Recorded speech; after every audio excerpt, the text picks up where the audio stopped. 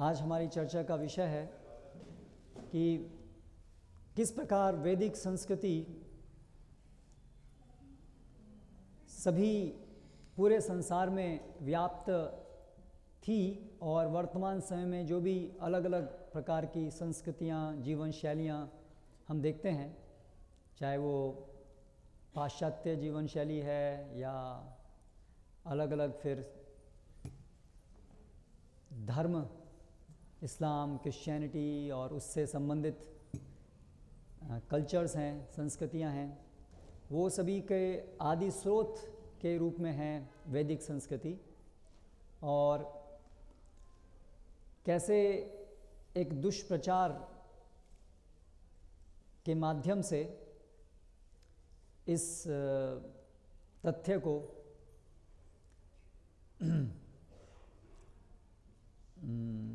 भ्रांत तरीके से व्यक्त किया जा रहा है आर्यन थ्योरी के द्वारा, आर्यन इन्वेजन थ्योरी। तो इस विषय के ऊपर चर्चा करने के लिए आज हम श्रीमद् भगवद गीता के अध्याय 4 दिव्य ज्ञान श्लोक संख्या 1 से पढ़ेंगे और फिर इसके ऊपर चर्चा करेंगे। कृपया दोहराइए। श्री भगवान उवाच इमं विवस्वते योगं प्रोक्तवान् अहमव्ययम् विवस्वान् मनवे प्राह मनुरिक्ष्वाकवे ब्रवीत।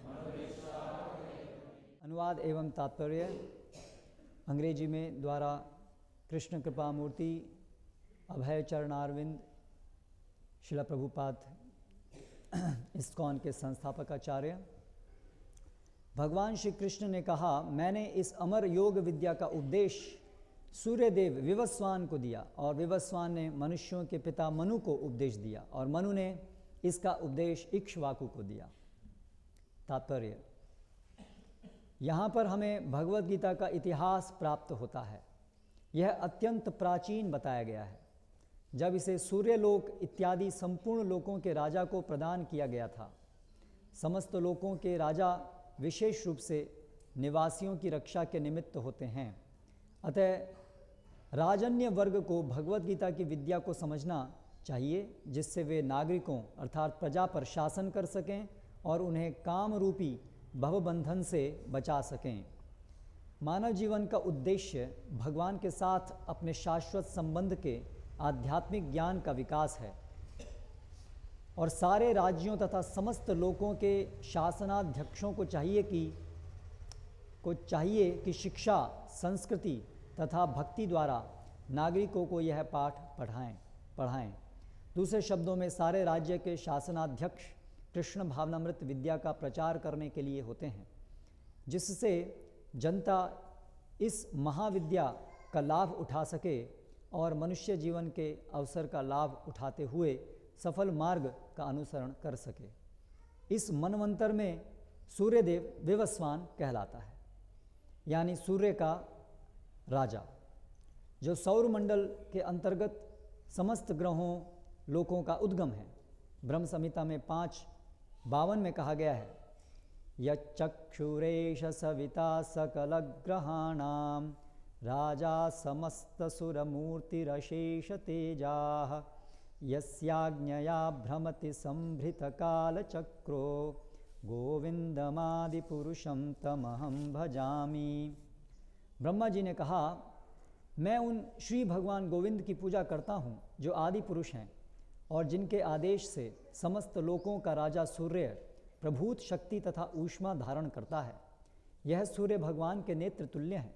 यह सूर्य भगवान के नेत्र तुल्य है और यह उनकी आज्ञानुसार अपनी कक्षा को तय करता है।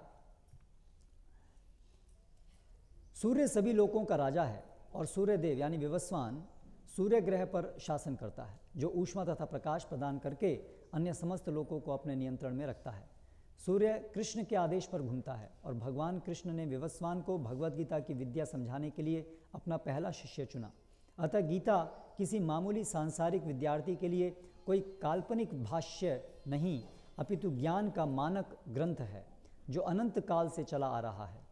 महाभारत में शांति पर्व में 3, 48, 51 और 52 में हमें गीता का इतिहास इस रूप में प्राप्त होता है। त्रेता युगादौ च ततो विवस्वानमनवे ददौ मनुश्चलोकभृत्यर्थं सुतायेक्ष्वाकवे ददौ इक्ष्वाकुणा च कथितो व्याप्य लोकानवस्थितः। त्रेता युग के आदि में विवस्वान ने परमेश्वर संबंधी इस विज्ञान का उपदेश मनु को दिया और मनुष्यों के जनक मनु ने इसे अपने पुत्र इक्ष्वाकु को दिया। इक्ष्वाकु इस पृथ्वी के शासक थे और उस रघुकुल के पूर्वज थे जिसमें भगवान श्री राम ने अवतार लिया। इससे प्रमाणित होता है कि मानव समाज में महाराज इक्ष्वाकु के काल से ही भगवत गीता विद्यमान थी। इस समय कलयुग के केवल 5000 वर्ष व्यतीत हुए हैं, जबकि इसकी पूर्णायु 4,32,000 वर्ष है। इसके पूर्व द्वापर युग था जिसकी आयु 8 लाख वर्ष थी और इसके भी पूर्व त्रेता युग था जिसकी आयु 12 लाख साल थी। इस प्रकार लगभग 20,05,000 वर्ष पूर्व मनु ने अपने शिष्य तथा पुत्र इक्ष्वाकु से, जो इस पृथ्वी के राजा थे, श्रीमद् भगवत गीता कही। वर्तमान मनु की आयु लगभग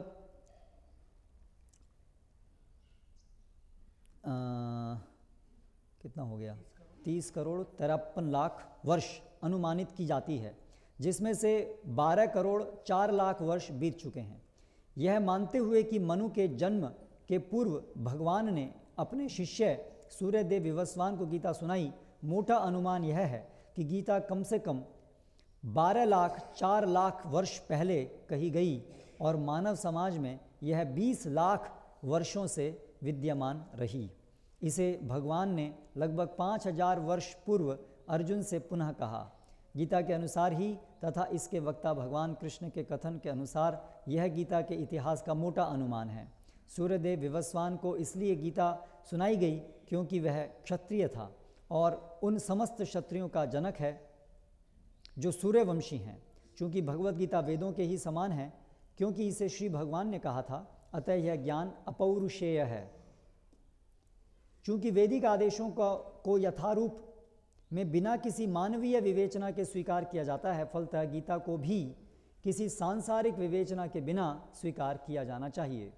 संसारी तार्किक जन अपनी अपनी विधि से गीता के विषय में चिंतन कर सकते हैं, किंतु यह यथारूप भगवत गीता नहीं है। अतः भगवत गीता को गुरु परंपरा से यथारूप में ग्रहण करना चाहिए। यहाँ पर यह वर्णन हुआ है कि भगवान ने इसे सूर्यदेव से कहा, सूर्यदेव ने अपने पुत्र मनु से और मनु ने अपने पुत्र इक्ष्वाकु से कहा।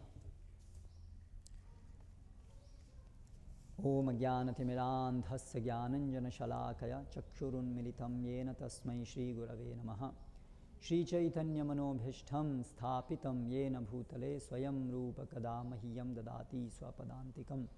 वन्देऽहं श्रीगुरः शितः पदकमलं श्रीगुरून् वैष्णवांश्च श्रीरूपं साग्रजातं सहगण रघुनाथान्वितां तं सजीवं साद्वैतं सावधूतं परिजनसहितं कृष्णचैतन्यदेवं श्रीराधा कृष्णपादान् सहगण ललिता श्रीविशाखान्वितांश्च।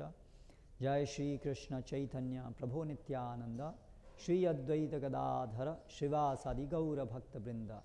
हरे कृष्णा कृष्ण कृष्ण हरे हरे, हरे राम राम राम हरे हरे।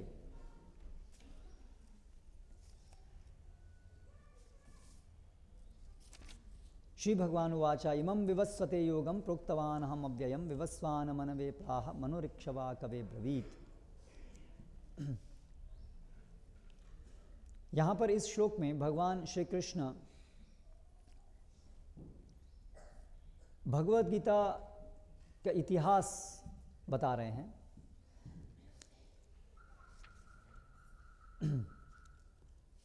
श्रील प्रभुपाद तात्पर्य में उसकी वर्षों में गणना करके हमें बता रहे हैं कि मनुष्य समाज में जो ये कथन है, इसके अनुसार लगभग 20 लाख वर्षों से ये भगवद गीता विद्यमान है।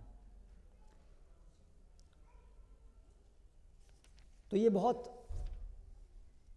प्राचीन इतिहास है, इसका बहुत प्राचीन ग्रंथ है। वास्तव में भगवद गीता अपौरुषेय है, इसे किसी मनुष्य के द्वारा नहीं दिया गया है। ये ज्ञान मौलिक रूप में स्वयं भगवान के द्वारा है। श्री कृष्ण साक्षात 5000 वर्ष पूर्व अर्जुन को दिए, लेकिन केवल 5000 साल पुराना ये ज्ञान नहीं है, बहुत साल पुराना है। और समस्त वैदिक ग्रंथ भी इसी प्रकार से उनकी कोई जब से सृष्टि है तब से सृष्टि के अंतर्गत, सृष्टि के अंदर ये ज्ञान उपलब्ध है। क्योंकि सृष्टि के प्रथम जीव शास्त्र के अनुसार ब्रह्मा है, और ब्रह्मा को तेन ब्रह्म हृदय आदि कवये,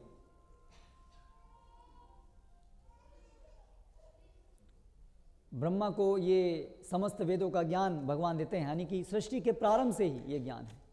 और सृष्टि तो बार बार होती है, सृजन होता है, प्रलय होती है, सृष्टि प्रलय होता है, लेकिन इसके अनंत भगवान, ये जो ज्ञान है शास्त्रों का, ये भगवान का स्वयं का ज्ञान है, इसलिए ये हमेशा से रहता है, नित्य ज्ञान है। लेकिन कुछ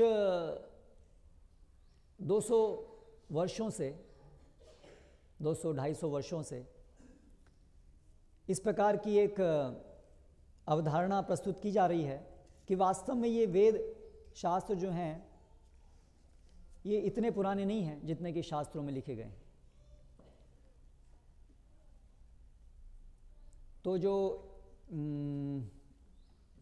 इतिहास, आधुनिक इतिहास के रचयिता हैं लोग, स्कॉलर्स, वो लोग अलग अलग पद्धतियों से शास्त्रों की कब ये लिखे गए इसकी गणना करते हैं, और उनकी गणना के अनुसार बताते हैं कि ये जो वैदिक ग्रंथ हैं ये आज से केवल लगभग 3000 साल पहले लिखे गए होंगे। और वो भी ऐसा नहीं कि एक ही समय पर ये सब लिखे गए, 3000 साल से शुरू करके उसके आगे धीरे धीरे अलग अलग समय पर अलग अलग ऋषियों ने इन ग्रंथों को लिखा। और इस प्रकार से वो ये बताते हैं कि ये शास्त्रों का उद्गम अनादिकाल से नहीं है, और शास्त्रों की जो विषय वस्तु है वो एक नहीं है। अलग अलग समय पर अलग अलग लोगों ने अपने अपनी चेतना, अपनी अवधारणा के अनुसार इसके अंदर अलग अलग चीज़ें लिखी हैं, जिससे जो वैदिक संस्कृति का जो ये मूल है, वेद, उसका जो अपौरुषेयत्व है वो उसका खंडन हो जाता है। अपौरुषेयत्व अर्थात कि वेदों की रचना का जो स्रोत है वो दिव्य है, वो इस भौतिक जगत की परिधि से बाहर है। तो यदि अलग अलग समय पर ऋषियों ने अपने अपने हिसाब से जो उनकी समझ थी उसके हिसाब से उसको लिखा, तो इसका मतलब ये कोई भगवान से आने वाला ज्ञान नहीं है, ये तो अलग अलग व्यक्तियों ने अपनी अपनी समझ के अनुसार लिख दिया। तो इसलिए वहाँ पर वो अपौरुषेयत्व उसका समाप्त हो जाता है। और फिर उससे परिणाम स्वरूप क्या होता है कि वेदों को जिस प्रकार से वैदिक संस्कृति में परम ज्ञान के रूप में माना जाता है, परम प्रमाण के रूप में माना जाता है, वो इसका स्थान समाप्त हो जाता है। उसके परिणाम स्वरूप क्या होता है कि हमारे जीवन में हमें क्या सही और गलत की पहचान कैसे करनी है, सामाजिक जीवन में अलग अलग नियम कौन से पालन करने हैं, वो सब फिर उनका एक स्थित निश्चित स्थान नहीं रह जाता। शास्त्रों के अनुसार जो नियम है उनका कोई निश्चित स्थान नहीं रह जाता। तो उसके परिणाम स्वरूप फिर जो समाज को चलाने वाले नियम हैं, फिर उसके अंदर हमें ऐसा कि हम मिलकर के उसको बनाएंगे और फिर जैसा ऐसा लगेगा वैसे वैसे उसमें चेंजेस होंगे, क्योंकि वो कोई एक स्थिरता नहीं रह गई। तो उसके परिणाम स्वरूप आप देख रहे हैं कि जो भारत में हम लोग अभी यहाँ संविधान, और सभी देशों का संविधान ऐसे ही है, उसमें बदलाव होते रहते हैं। हमारी वैदिक संस्कृति में मनु संहिता ये शास्त्रों का एक भाग है। जो मनु, यहाँ पर मनु मनु ऋक्षवा कवे ब्रवीत, मनु ने इक्ष्वाकु को वो ज्ञान दिया। तो इसी प्रकार से मनु संहिता, जिसमें मनुष्य समाज में सबको किस प्रकार से जीवन यापन करना है, कैसे जीना है, नियम अलग अलग एक दूसरे वर्ग के प्रति, वो सब का बखान है। लेकिन आज उसका कोई अधिकृत स्थान नहीं रह गया है। वो केवल एक बहुत पुराना एक ग्रंथ है जिसमें से हम अपने हिसाब से जो अच्छा लगे लें और जो अच्छा नहीं लगे उसको फेंक दें। और इसीलिए आज भारत में कॉलेजेस के अंदर जहाँ पर लेफ्टिस्ट्स, कम्युनिस्ट्स लोगों का बोलबाला, मार्क्सिज्म का बोलबाला बहुत अधिक बढ़ रहा है, तो वहाँ पर मनु संहिता को जलाया जाता है ये घोषित करने के लिए कि अभी हम ये मनु संहिता को इत्यादि ये नहीं मानेंगे और ये सब बेकार हैं, ये सब मनुष्य, ये सब पिछले ज़माने में जब हम अंधकार में थे तब उस समय में ये थोपा गया था। और इसका कोई अभी हम आधुनिक समाज में आधुनिकता की तरफ बढ़ रहे हैं, इसलिए अभी इसका कोई मूल्य हमारे जीवन में नहीं रह गया है। तो आप देखिए कि ये जो आधुनिक विचार है कि वेद जो हैं वो कुछ ही साल पहले लिखे गए हैं, मनुष्यों के द्वारा लिखे गए हैं, उससे कितने बड़े परिणाम पूरे समाज पर होते हैं। और वो एक बड़ा कारण बना है कि वैदिक संस्कृति धीरे धीरे पूरी तरह समाप्त होती जा रही है। मूल्य, वैल्यू सिस्टम बदल रहे हैं, विवाह इत्यादि सभी जो इंस्टीट्यूशन थे, परिवार, वो सब टूट रहे हैं। सुप्रीम कोर्ट और ये सब भी उसी विचारधारा में आकर के हमारे सुप्रीम कोर्ट के जजेस भी उसी प्रकार से अपने मन के हिसाब से, तर्क शक्ति के हिसाब से नियमों को बना रहे हैं।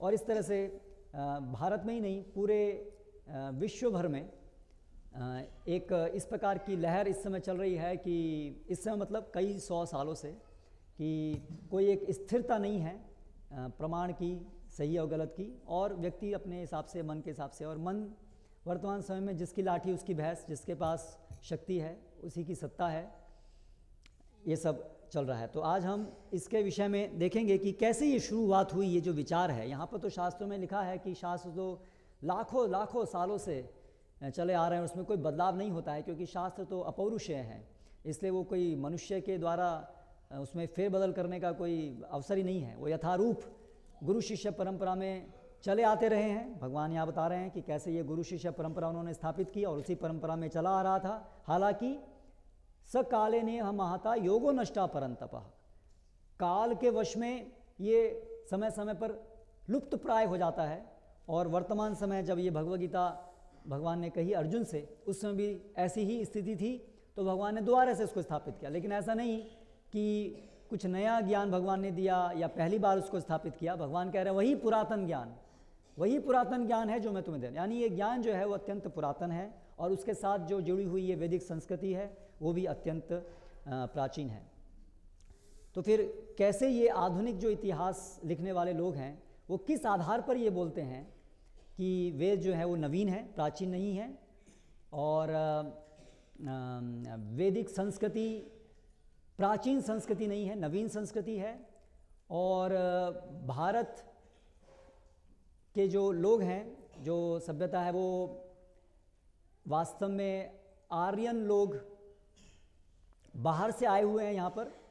और भारत तो सदियों से बाहर के देशों के द्वारा ही शासित रहा है, जिनको आर्यन बोलते थे, जो एक जाति थी जो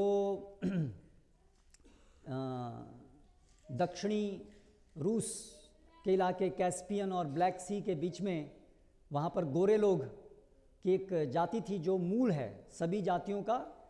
और वहाँ से लगभग 2000 BC में, यानी कि आज से लगभग 4000 साल पहले, वो लोग वहाँ से अलग अलग जाना शुरू हुए, और वहाँ से फिर धीरे धीरे भारत में आए। और भारत में आकर के उन लोगों ने ये वेदों का ज्ञान अपने साथ लेके आए, और वहाँ से ये सुसंस्कृत बनाया भारत को। उससे पहले जो यहाँ के लोग जो रहने वाले थे वो द्रविडियंस थे। तो एक आर्यंस हैं और एक द्रविडियंस हैं। तो जो नेटिव लोग हैं भारत के रहने वाले वो द्रविडियंस थे, और फिर आर्यन लोगों ने उनको सभ्यता सिखाई, और उन पर राज किया। और ये जो ब्रिटिश लोग आए थे वो वही आर्यन लॉट के हैं, और इसीलिए कोई नई बात नहीं है कि ब्रिटिश लोगों ने भारत पर राज किया, तो बहुत पहले से ही चला आ रहा है। और अगर भारत के ऊपर इस प्रकार से राज्य नहीं होता तो भारत के जो लोग थे वो तो अनकल्चर्ड ही रहते, अनसिविलाइज्ड, ट्राइबल्स, जंगली ऐसे ही रहते। इसलिए उनको ज़रूरी था कि उनको जीना सिखाया जाए, और इसलिए उन पर दया करके वो लोग यहाँ पर आए और ये सब सिखाया। और अभी जब अंग्रेज़ लोग भारत से बाहर खदेड़ दिए गए तो उस समय के बाद से अभी फिर प्रचार है कि देखो ये जो बचे कुचे लोग रह गए हैं भारत में जो है, तो उसमें भी दो भाग हैं। ये जो नॉर्थ इंडियंस हैं वो वही जो आर्यन लोग थे उन्हीं के बचे कुचे लोग रह गए हैं, और बाकी साउथ में द्रविडियंस लोग हैं वो वहाँ के मूलवासी हैं। और जो नॉर्थ इंडिया में भी जो अलग अलग ट्राइब्स रह गई हैं, ट्राइबल आदिवासी जिनको बोलते हैं, वो आदिवासी, वो नाम किस लिए दिया गया है, वही यहाँ के आदि पहले रहने वाले लोग थे। और बाकी जितने भी हैं जो आदिवासी नहीं हैं वो लोग जो हैं यहाँ के लोग नहीं हैं, वो बाहर से आए हैं। इसलिए अभी एक मूवमेंट चल रहा है, वही further divide and rule policy का कंटिन्यूएशन है कि इसलिए अभी द्रविडियंस अलग हैं, वो यहाँ के मूलवासी हैं आदिवासी, और ये बाकी लोग यहाँ पर वही घुसपैठी हैं, तो बाहर निकालना, इनको ही बाहर भगाओ, इनको भी निकालो। इस प्रकार से ये सब प्रयास चल रहे हैं। और जो वैदिक ग्रंथ हैं ये सब लिखे हुए तो ये बाहर से आए थे, यूरोपियन नेशन, वहाँ से ये शुरुआत में वहीं की उनकी देन है ये इत्यादि। तो इतिहास बहुत प्रकार से गलत तरीके से प्रस्तुत किया जाता रहा है, तो उसको हम थोड़ी समीक्षा उसकी आज करेंगे। तो 10 अप्रैल 1866 में लंदन के अंदर रॉयल एशियाटिक सोसाइटी की एक सीक्रेट मीटिंग के अंदर ये आर्यन इन्वेजन थ्योरी को बनाया गया।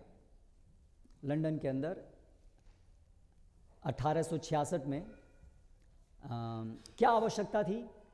आवश्यकता थी कि जो भारत में और अन्य सभी जगह पर जो कोलोनाइजेशन था ब्रिटिश लोगों का, आप जानते हैं इतिहास में कि कैसे ब्रिटिश, पोर्तुगीज़, स्पेनिश, ये सब यूरोपियन कंट्रीज़ के जो लोग हैं वो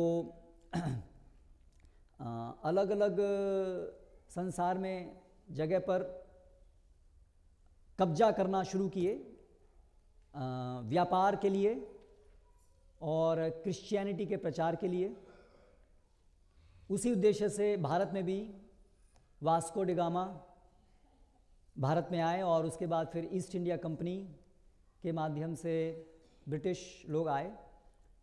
उनका उद्देश्य था एक व्यापार का एक मार्केट प्लेस ढूंढना जो उनके इंडस्ट्रीज़ के प्रोडक्ट हैं और उनके इंडस्ट्रीज़ के लिए जो रॉ मटेरियल है उसको प्राप्त करना, और साथ साथ क्रिश्चियनिटी को स्थापित करना, प्रचार करना। इस उद्देश्य से वो यहाँ पर आए।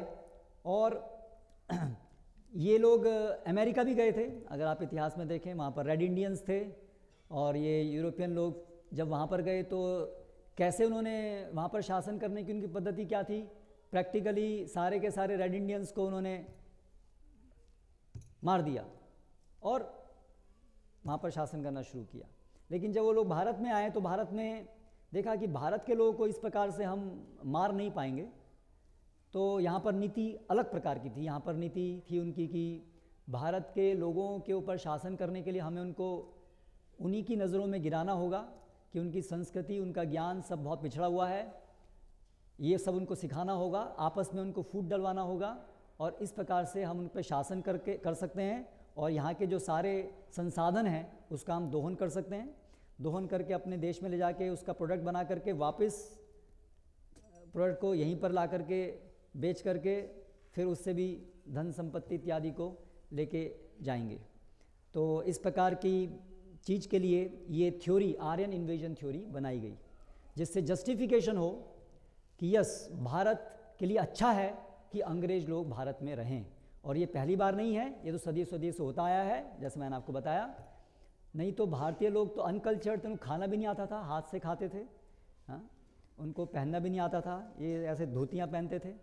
तो ये यूरोप लोगों की ही दया है कि सब लोगों को यहाँ पर इन्होंने सब सिखाया। हालांकि अगर आप इतिहास में देखें तो जो बहुत सारे ट्रैवलर्स हुनसांग और अलग अलग लोग जो भारत में आए थे, इवन यूरोपियंस भी, उन्होंने जो भारत का वर्णन जो दिया था, एक बहुत ही समृद्ध देश और जिसकी जो सामाजिक प्रणाली थी वो बहुत ही विकसित और जटिल और पूर्णता की अवस्था में थी, ऐसा वर्णन उन्होंने किया है जो उपलब्ध हैं। ये ऐतिहासिक उनके लेख उपलब्ध हैं। लेकिन ब्रिटिश लोग जब भारत में आए शासन करने के लिए, तब उन्होंने एक पूरी प्लानिंग की कि कैसे भारत में हमेशा से शासन करने के लिए हमें ये ज़रूरी होगा कि हम भारत के जो हिस्ट्री है उसको चेंज करें, जिससे कि भारत के लोगों के अंदर उनकी संस्कृति के प्रति श्रद्धा खत्म हो जाए। इसलिए मैकॉले जिसने पाश्चात्य शिक्षा को शुरू किया भारत के अंदर, तो उसका वचन था कि ये शिक्षा क्यों ज़रूरी है भारत में, जिससे हम ऐसे भारतीयों को बना सकें जो दिखने में और खून में भारतीय होंगे, लेकिन सोच में, उनकी रुचियों में, विचार में अमेरिकी, रशियंस, यूरोपियंस होंगे। इस हेतु से भारत के अंदर पाश्चात्य शिक्षा का प्रारंभ मैकॉले ने किया और ऑक्सफोर्ड यूनिवर्सिटी के अंदर संस्कृत का अध्ययन शुरू हुआ। कर्नल बैडन, जिसने वो संस्कृत की स्टडीज़ को स्पॉन्सर किया था ऑक्सफोर्ड में, तो उसका स्टेटमेंट है कि संस्कृत यूरोपियंस को पढ़नी चाहिए, जिससे कि हम संस्कृत पढ़ करके ये वेदों को पढ़ सकें और फिर भारतीयों को बता सकें कि किस प्रकार से ये जो सब वेद हैं ये बहुत ही प्रिमिटिव हैं, यानी इनके अंदर का ज्ञान जो है बिल्कुल काल्पनिक है, माइथोलॉजी है, और इस प्रकार से उनके पूरे इतिहास को हम बदल सकें, इस हेतु से हमें संस्कृत पढ़ना है।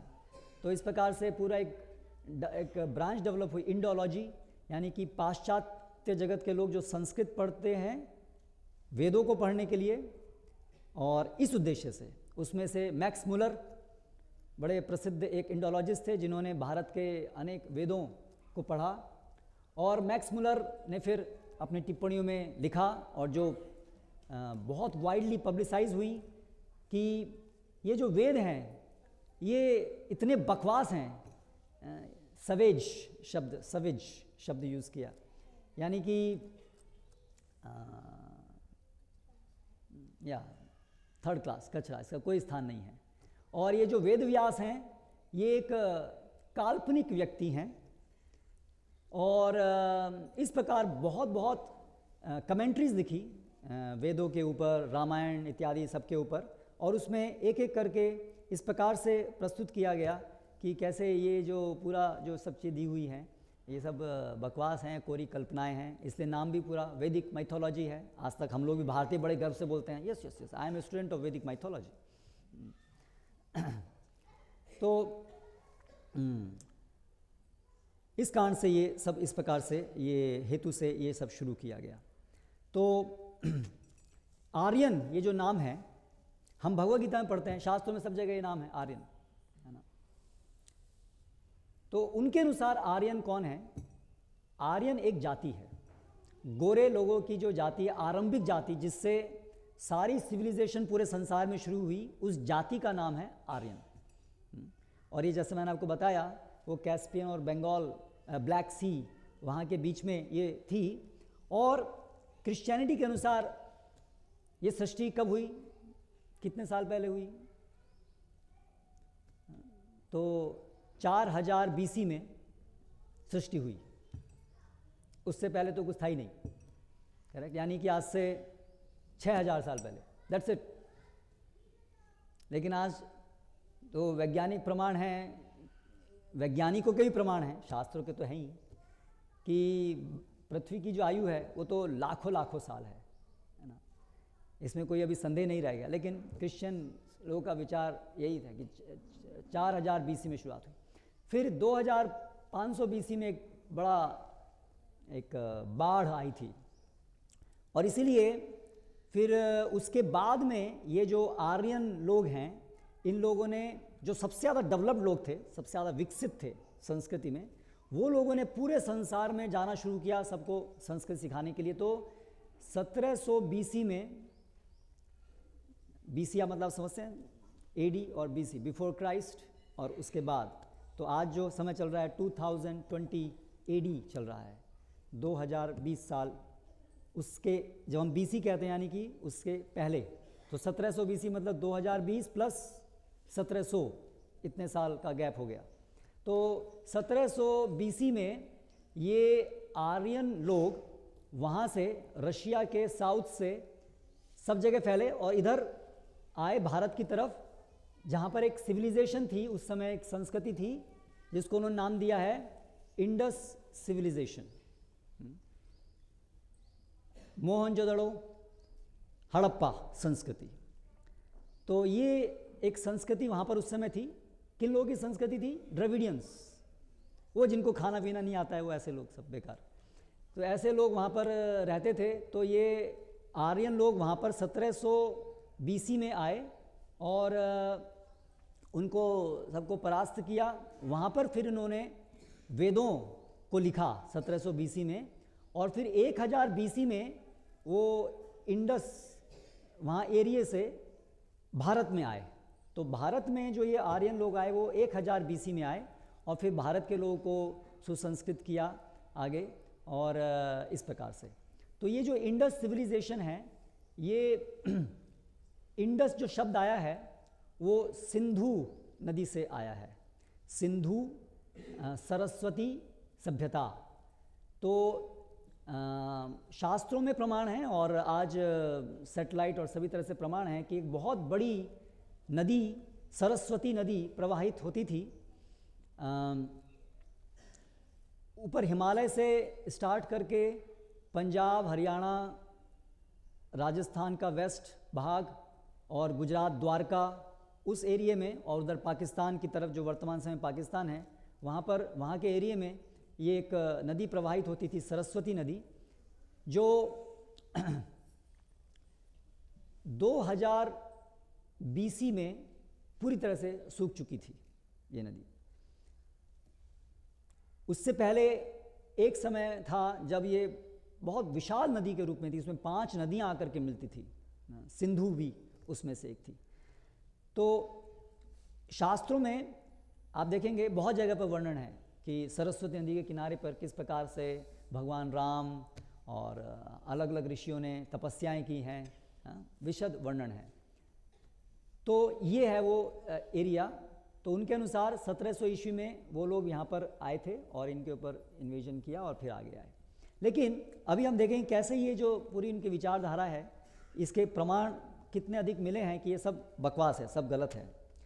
तो जो आर्कियोलॉजिकल स्टडीज़ की गई, यानी कि उसको हिंदी में क्या कहेंगे, पुरातन सर्वेक्षण के अनुसार ये जो मोहनजोदारो और हड़प्पा संस्कृति है, उसका जो आयु है, जो अवशेष मिले हैं, वो लगभग 3000 बीसी के हैं। यानी कि 3000 बीसी यानी कि आज से 5000 साल पहले के वो अवशेष हैं जो मिले हैं, और उन अवशेषों में विष्णु मंदिर मिले हैं, जो वेदों में वर्णित अलग अलग डेटीज हैं, शिवालय, ये सब मिले हैं। तो अगर आर्यन लोग ही हैं जिन्होंने वेदों को लिखा, और ये आर्यन लोग तो 1700 बीसी में आए थे वहाँ, यानी कि आज से लगभग 3500 साल पहले आए थे, तो फिर ये 5000 साल पहले के अवशेषों में विष्णु मंदिर कैसे मिले? और ये सरस्वती नदी तो आर्यन लोगों के आने से पहले ही सूख चुकी थी, क्योंकि वो लोग 1700 बीसी में आए और ये सरस्वती नदी सूख चुकी थी 2000 बीसी में। तो अगर ये जो आर्यन लोग बाहर से आए, उन्होंने वेद लिखे, तो उस वेदों में फिर सरस्वती नदी का वर्णन कैसे आया? उस बहती हुई नदी का, उस पे सभी तपस्याओं का वर्णन कैसे आया? जब जिस समय वो आए उस समय तक तो ऑलरेडी सरस्वती नदी सूख चुकी थी, तो फिर ये वर्णन वहां पर कैसे आया उनके वेदों में? वेदों में सरस्वती नदी और गंगा नदी का वर्णन एक साथ मिलता है। गंगा, यमुना, सरस्वती, ये सब वर्णन साथ में मिलता है। तो इसका मतलब ऐसा नहीं कि ये जो वेद लिखने वाले थे या वेदों को जानने वाले थे, वो पहले एक जगह पर थे सिंध प्रांत में और बाद में फिर भारत में आए, बल्कि वो लोग साथ साथ में एक ही जगह पर निवास करते थे। फिर वेदों के अंदर कहीं पर भी इस प्रकार से वर्णन नहीं मिलता है कि एक जाति का दूसरी जाति से कहीं युद्ध हुआ हो। अगर ये आर्यन इन्वेजन थ्योरी सही है तो आप सोचिए कि आर्यन लोग बाहर से आए, उन्होंने यहाँ के जो स्थानीय लोग थे उनसे युद्ध किया, उनको हराया और फिर ये वेद लिखे। तो स्वाभाविक है कि वेदों में वो सब वृत्तांत भी आने चाहिए कि किस प्रकार से वो लोग बाहर से आए हैं और यहाँ से उन्होंने इन्वेजन किया। ये सब वृत्तांत भी शास्त्रों में आना चाहिए, लेकिन शास्त्रों में ऐसा वृत्तांत नहीं है। शास्त्रों में बहुत सारे युद्धों का वृत्तांत है और इन युद्धों को वो लोग बताते हैं कि ये सब इन्वेजन के ही वृत्तांत हैं। लेकिन ये जो शास्त्रों में युद्ध के वृत्तांत हैं, वो किस प्रकार के युद्धों के वृत्तांत हैं? वो कोई एक जाति और दूसरी जाति के बीच के युद्धों के वृत्तांत नहीं हैं, वो सुर और असुरों के युद्ध के वृत्तांत हैं। और युद्ध का जो हेतु है वो है जैसे पूरी महाभारत युद्ध का हेतु क्या था? धर्म की स्थापना, ना कि एक जाति का दूसरी जाति के ऊपर आक्रमण। तो वेदों के अनुसार वैदिक जो पूरा वांग्मय है उसमें वर्णन नहीं मिलता कि एक जाति का दूसरी जाति के साथ में एक देश प्रांत के लिए युद्ध है, बल्कि वो एक धर्म की दृष्टि से वो सब युद्ध हुए हैं। फिर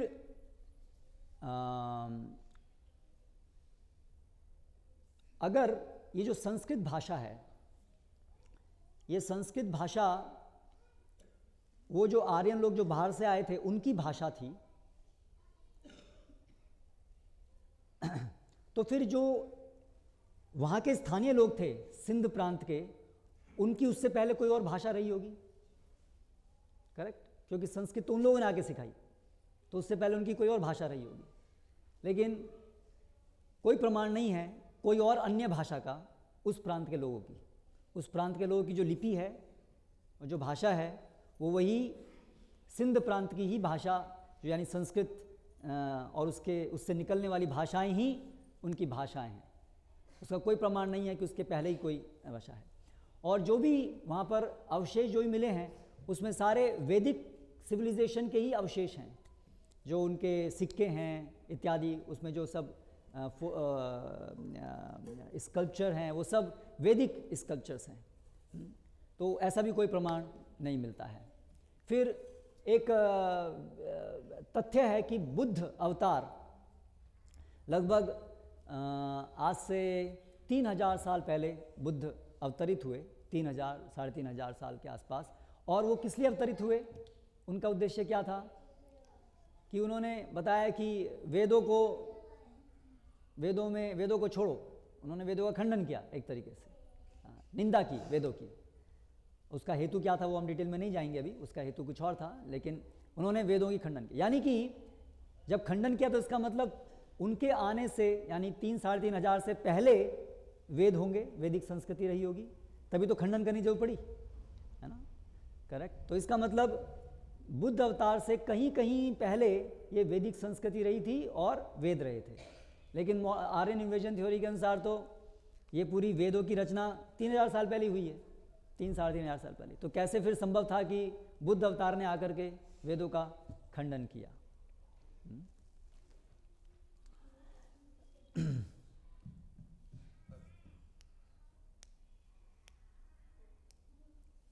ऐसे बहुत सारे इंस्ट्रूमेंट्स मिले हैं, ज्योमेट्रिकल इंस्ट्रूमेंट्स, जो वेदों में जो जिस प्रकार के डेवलप्ड साइंस रही है उससे संबंधित वो इंस्ट्रूमेंट्स मिले हैं। तो यदि ये जो मोहनजोदारो संस्कृति है इसमें वो सब डेवलप्ड नॉलेज नहीं थी तो वो अवशेष फिर यहाँ कैसे मिले?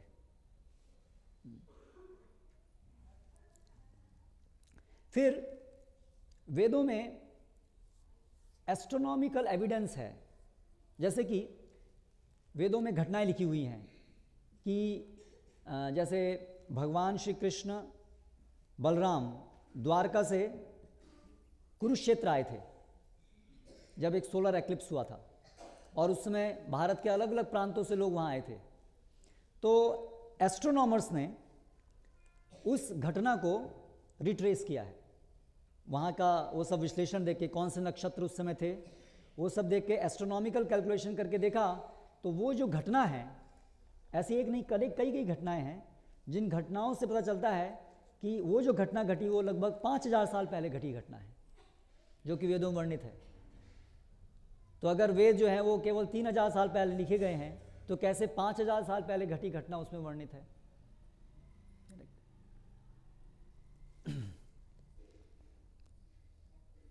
फिर वहाँ पर जो भी अवशेष भी मिले हैं वहाँ पर कोई भी ऐसे अवशेष नहीं है जिसमें कि घर जले हुए, जब कोई आक्रमण होता है, इन्वेजन होता है तो उसके भी कुछ सबूत मिलने चाहिए, लेकिन ऐसे कोई सबूत नहीं मिले हैं। दूसरी तरफ हम ये देखते हैं कि पूरे संसार में सभी जगह पर एक ही संस्कृति मूल में रही है, ऐसे प्रमाण मिलते हैं। जैसे कि भाषा, संस्कृत भाषा के शब्द सभी भाषाओं में मिलते हैं। अंग्रेजी ले लीजिए कि फ्रेंच ले लीजिए या कोई भी और भाषा ले लीजिए।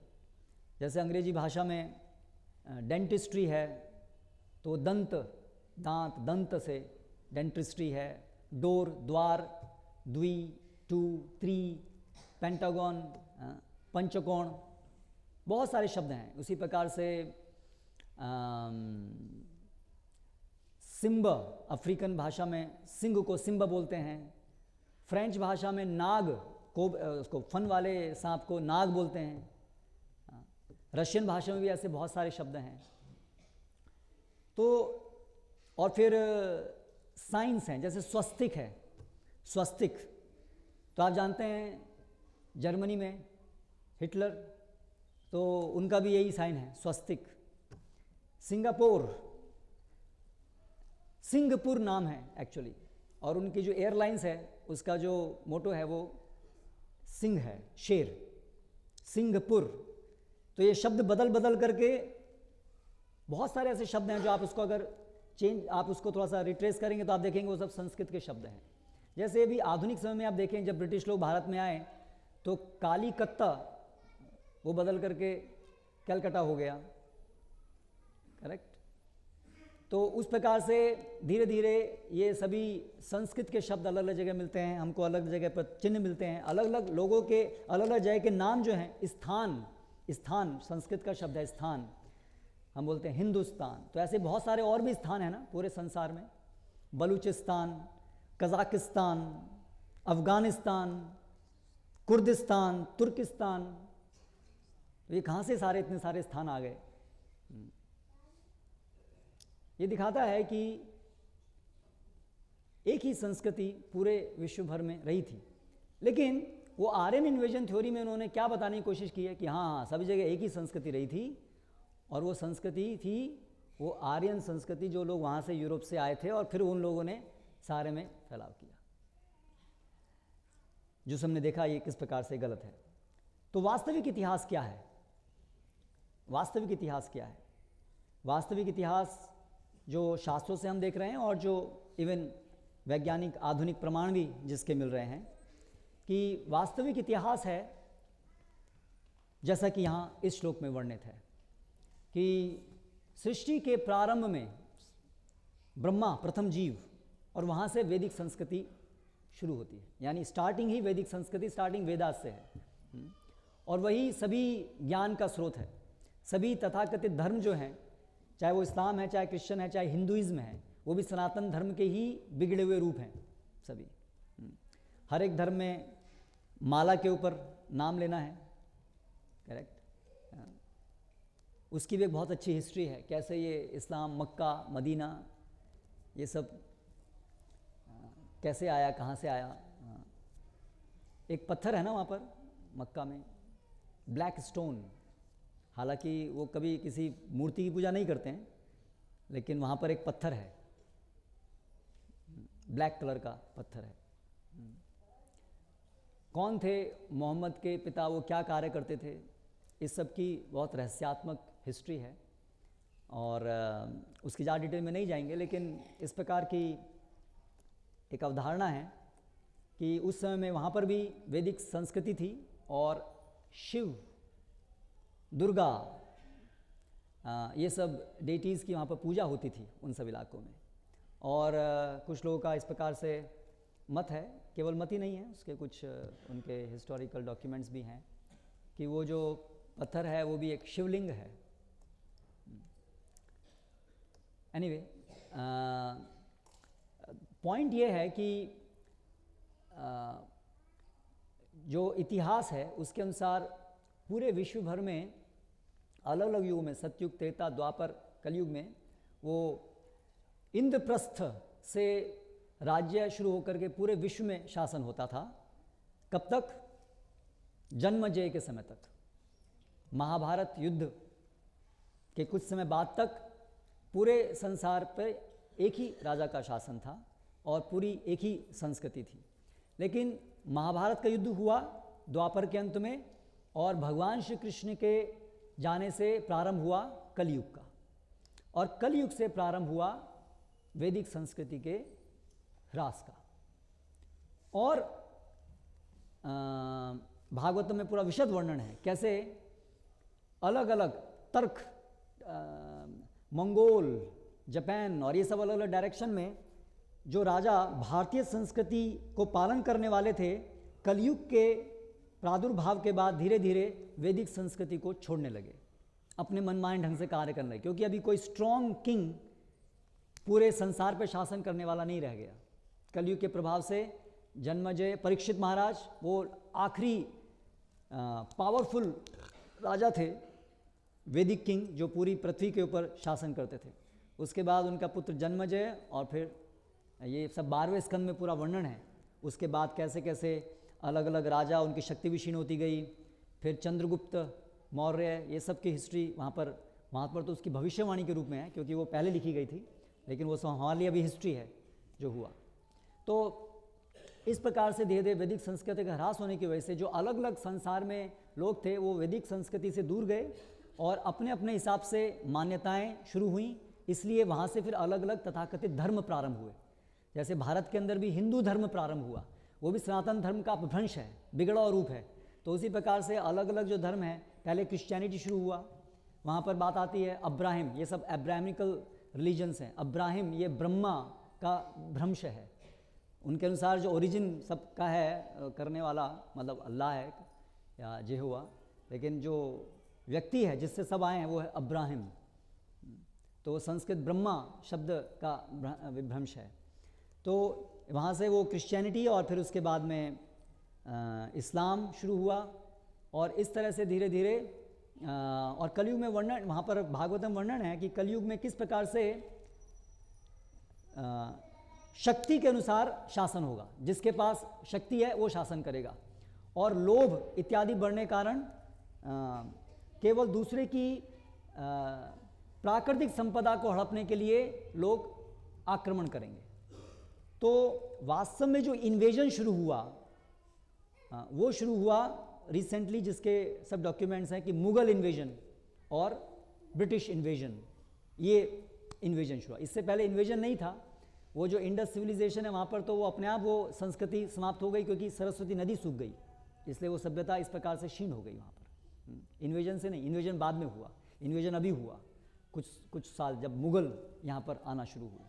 और मुगल लोगों की भी पूरी पॉलिसी थी कि यहाँ की जो संस्कृति रही है उसको ख़त्म करना, इसलिए बहुत सारे मंदिर उनको चेंज करके मस्जिद का रूप दे देना।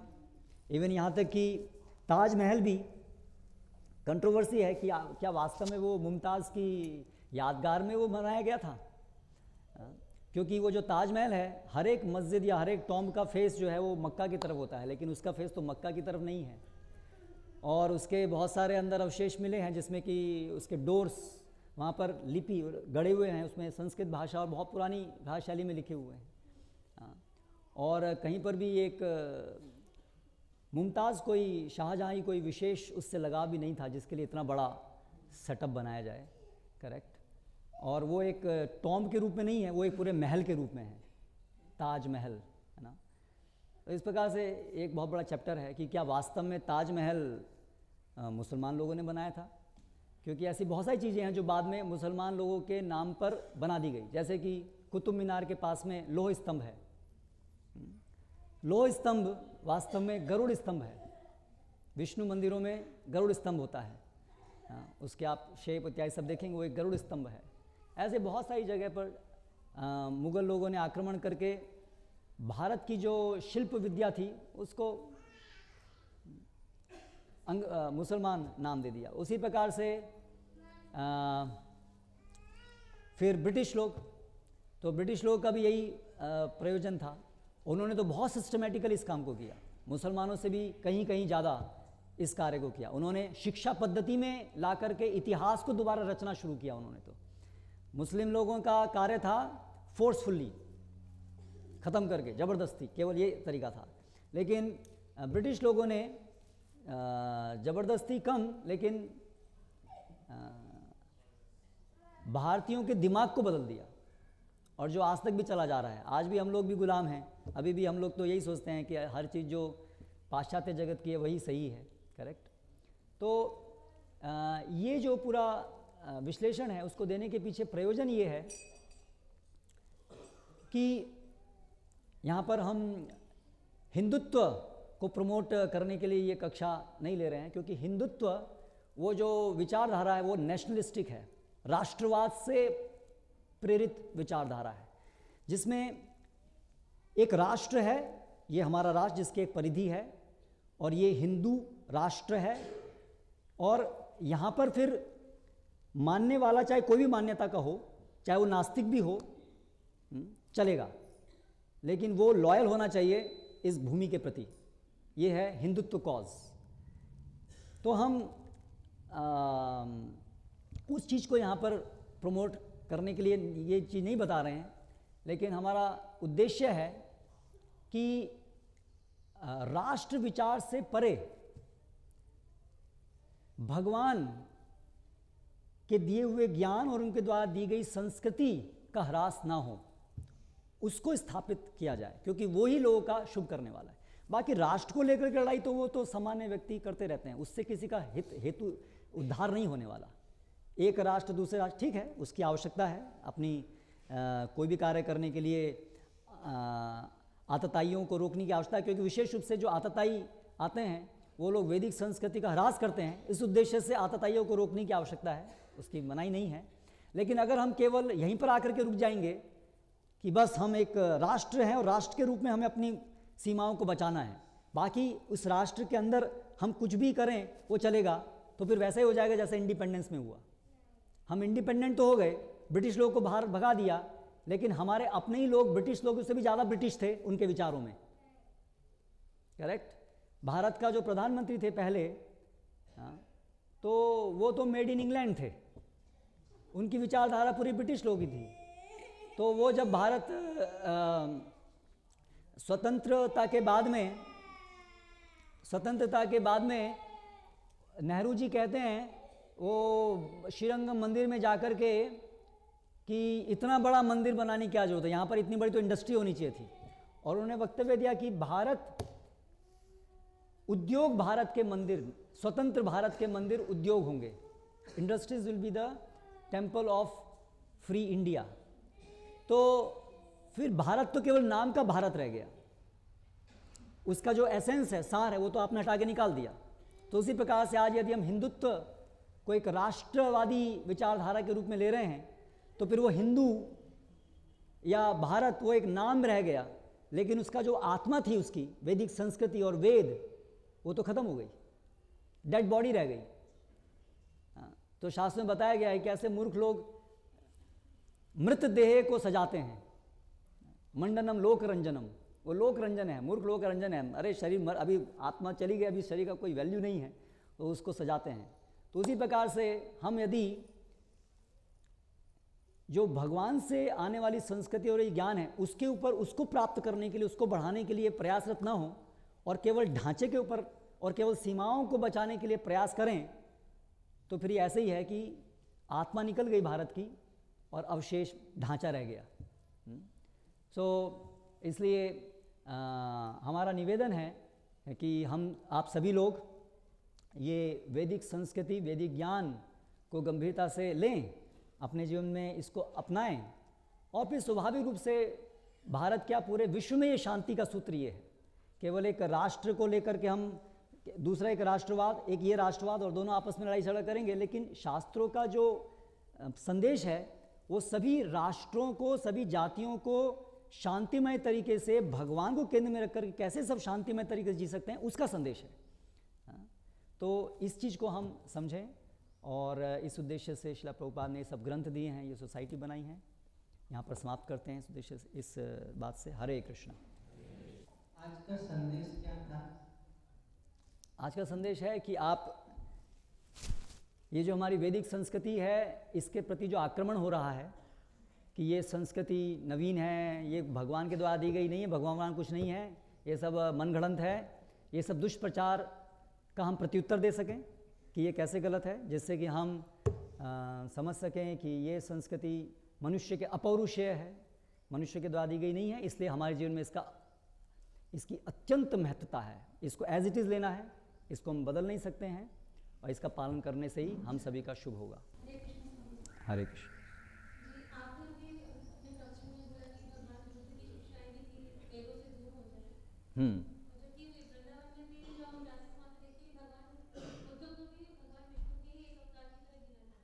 जी हाँ, तो मैंने थोड़ा सा हिंट दिया था कक्षा में कि मैं उसके भी क्यों ऐसा किया उन्होंने। तो बुद्ध जो हैं निश्चित रूप से भगवान विष्णु के ही अवतार हैं, शक्ति अवेश अवतार, लेकिन उनका हेतु था उस समय वेदों के नाम पर दुरुपयोग करके जो पशु हिंसा हो रही थी उसको रोकना।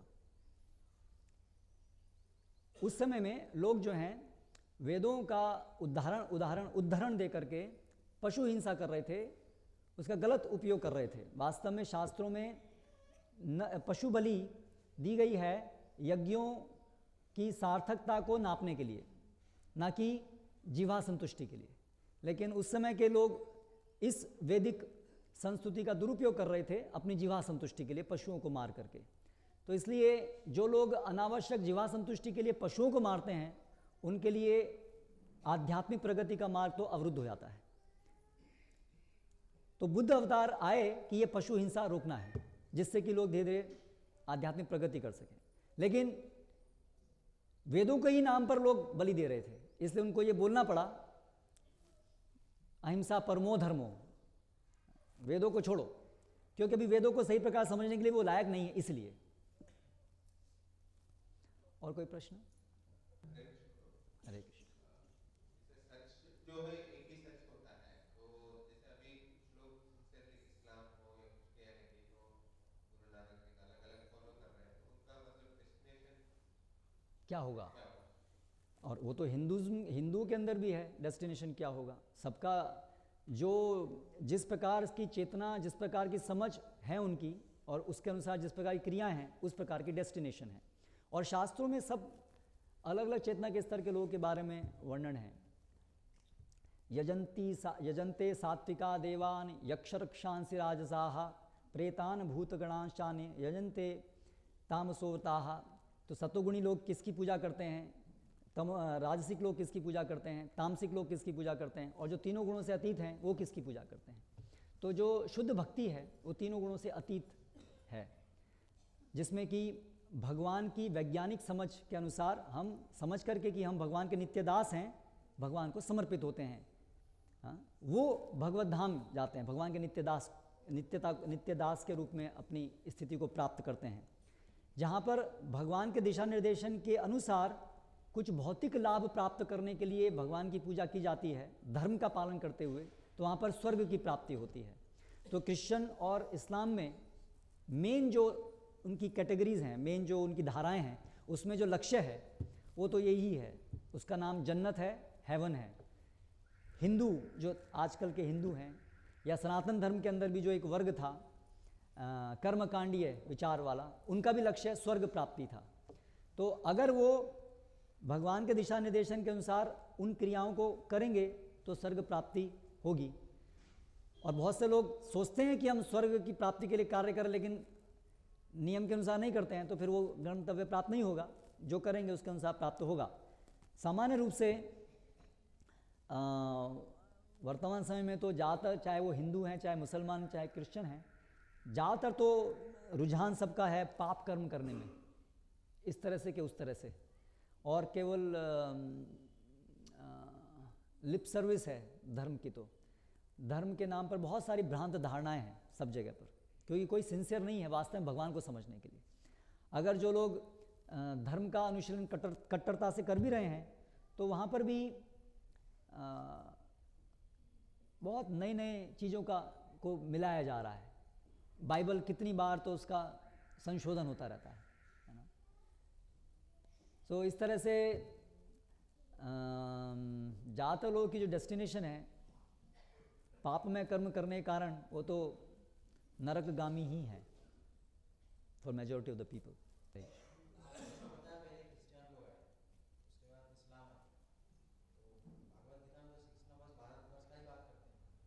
हाँ, वो लोग सभी लोग वैदिक संस्कृति को पालन करने वाले थे।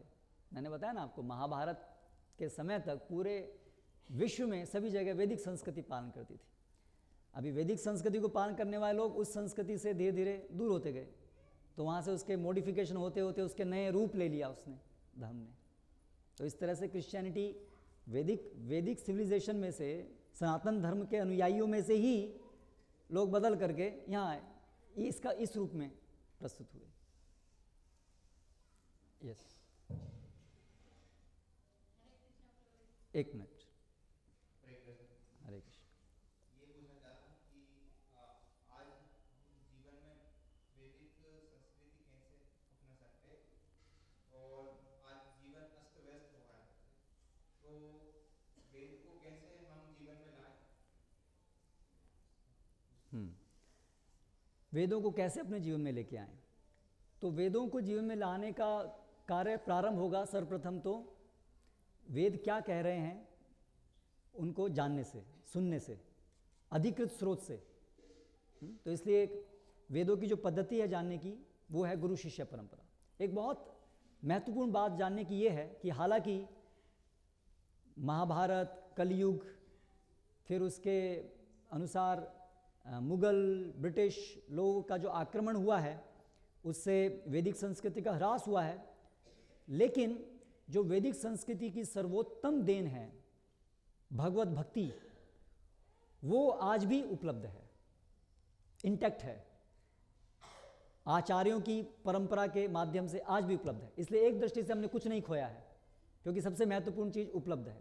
ठीक है, आज हमारे पास पुष्पक विमान कैसे चलाएंगे वो ज्ञान नहीं है, और वो शुद्धता नहीं है कि हम मंत्र से विमान चला सकें, इसलिए आज हमें मैकेनिकल तरीके से विमान चलाने की जरूरत पड़ती है। तो हमने फिर भी कुछ नहीं खोया है, क्योंकि विमान में उड़ना हमारे जीवन का लक्ष्य नहीं है, है ना। जीवन का परम लक्ष्य भगवान के साथ संबंध स्थापित करना है, जैसे श्रील प्रभुपाद ने बताया। तो वो विज्ञान आज भी उपलब्ध है। तो इसलिए वैदिक संस्कृति की सर्वोत्तम चीज़ आज भी उपलब्ध है। दुर्भाग्य से ब्रिटिश लोग, मुगल लोग वो चीज़ नहीं चुरा पाए, ले जा पाए जो ले जानी चाहिए थी। इसलिए प्रभुपाद बोलते हैं, जो आप लोग ब्रिटिश लोग जो आप लोग आए थे और नहीं ले जा पाए, आज मैं आपको वो देने आया हूँ। एक बार एक रिपोर्टर ने पूछा प्रभुपाद से लंदन में कि आप यहाँ किस लिए आए हैं, तो प्रभुपाद ने उत्तर दिया, आप लोग जो ले जा नहीं पाए वो आपको देने के लिए आया हूँ। क्योंकि ये ज्ञान देने से और बढ़ता है, इसको चुराया नहीं जा सकता है। करेक्ट।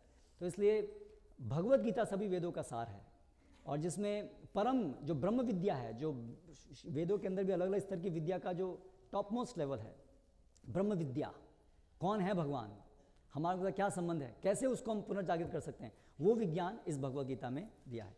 तो आप यहाँ से शुरुआत करें। आपके पास है ये भगवद गीता यथारूप? ओके, पढ़ते हैं आप? ओके, तो आप इसको पढ़िए और सत्संग में आइए। और हरे कृष्ण महामंत्र भगवद गीता में भगवान बताते हैं, मेरे नाम का सततम कीर्तयन्तो माम यतन्तश्च दृढ़व्रताः, है ना। तो भगवान के नाम का जप करने से ये पद्धति का प्रारंभ होता है, भगवान के विषय में सुनने से। और इस प्रकार फिर धीरे धीरे अलग अलग प्रकार से भगवान की सेवाएं में आप संयुक्त होइए, नियुक्त होइए, और इस प्रकार से आपकी प्रगति होगी। इस प्रकार से आप वेदों को अपने जीवन में अपना पाएंगे प्रैक्टिकली। ये संस्था इसी के लिए है, शास्त्रों को समझाने के लिए, ट्रेनिंग देने के लिए ही ये संस्था है। ये इसका एक महत्वपूर्ण उद्देश्य है। यस, कोई माता जी का कोई? हरे कृष्ण जी। बुद्ध अवतार हुआ था, वो उसमें जैसे अहिंसा परमो धर्म, अहिंसा को अपनाएं, हिंसा ना करें। पर अधिकांश मतलब देखने में आ रहा है कि जो बुद्धिज्म है सबसे ज़्यादा हिंसा करते हैं। मांसाहारी ज्यादा। यस, इसलिए मैंने कहा ना, हर चीज़ का उनके प्रोपाउंडर कोई होते हैं, उनके अनुयायी कुछ और करते हैं क्योंकि समय काले न नष्ट, समय के चलते ह्रास होता है।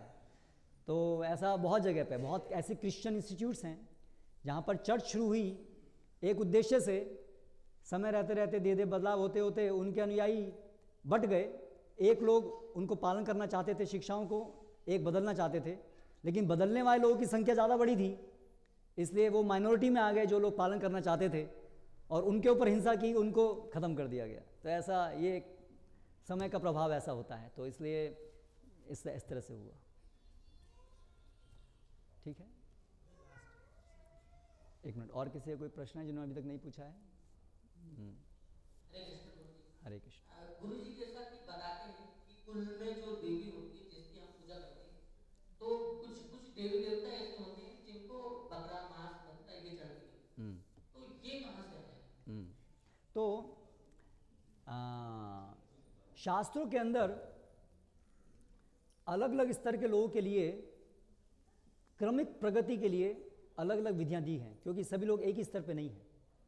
गणित एक ही विषय है, लेकिन अलग अलग कक्षाओं में पढ़ाया जाता है, क्योंकि अलग अलग स्तर पे समझने की कैपेबिलिटी है।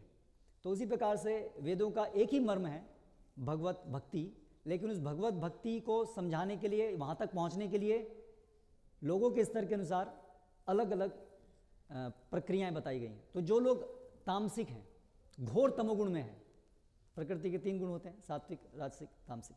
तो जो लोग घोर तमोगुण में हैं, घोर तमोगुण से ये इच्छा उत्पन्न होती है मांस खाने की, तमोगुण के प्रभाव से। उस इच्छा को नियंत्रित करने के लिए, रेगुलेट करने के लिए काली को महीने में अमावस्या की रात में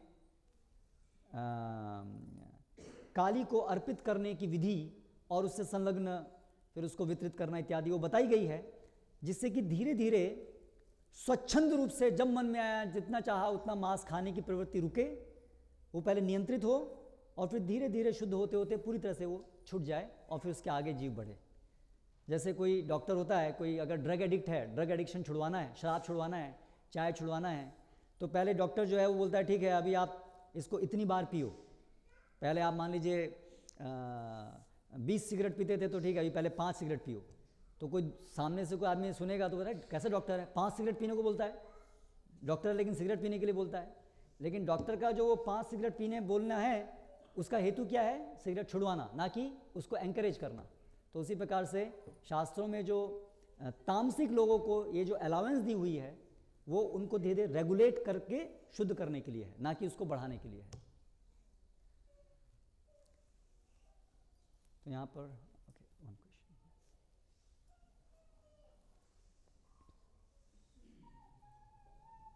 हरे कृष्ण। हरे कृष्ण।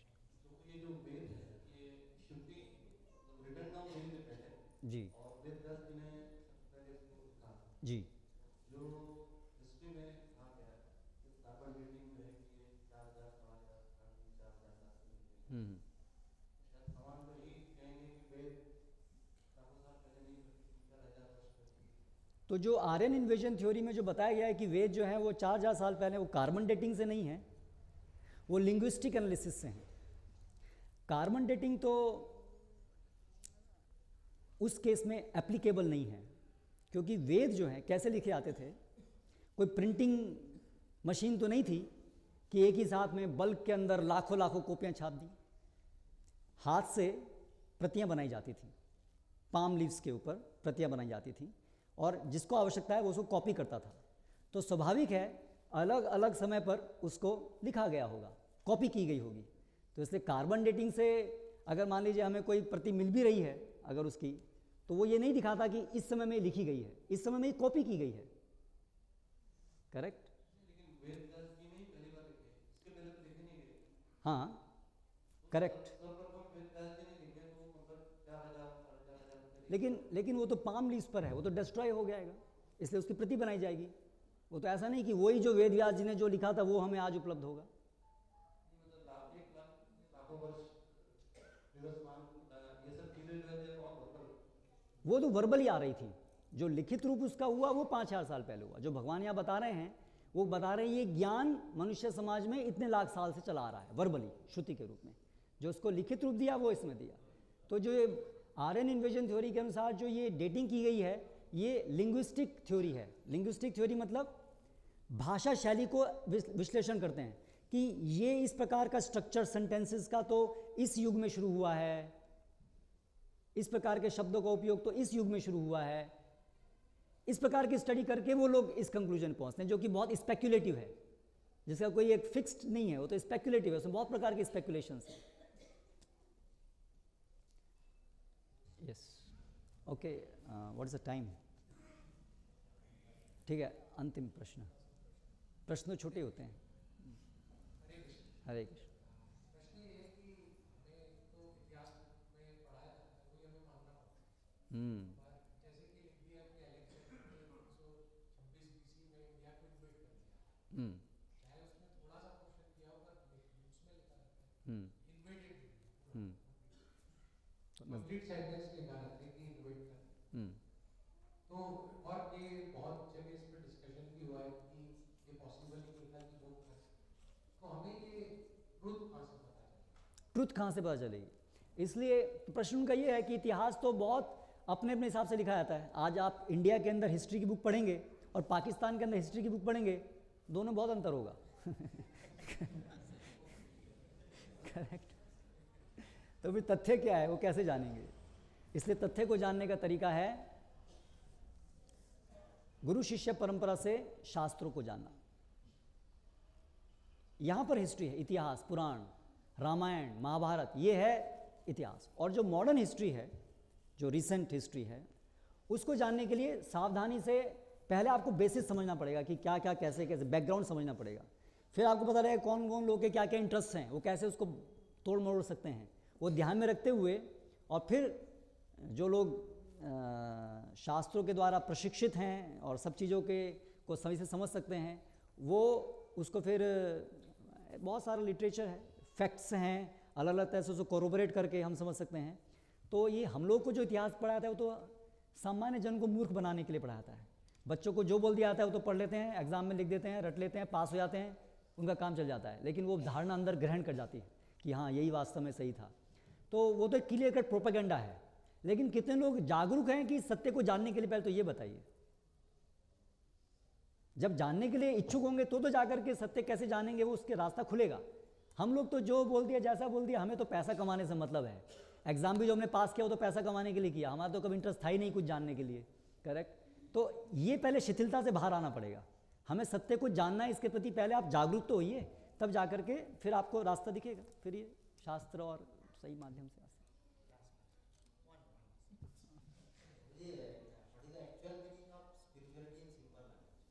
स्पिरिचुअलिटी मतलब to develop love of God, भगवत प्रेम प्राप्त करना, वही आध्यात्मिकता है, क्योंकि वही जीव का स्वाभाविक रूप है। स्पिरिचुअलिटी का मतलब है भगवान को जानना, भगवान के साथ हमारा एक शाश्वत प्रेम संबंध है, सेवा का, उसको जानना और उसके अनुसार उसमें ढलना। That is the essence of spirituality. Srila Prabhupada की जय।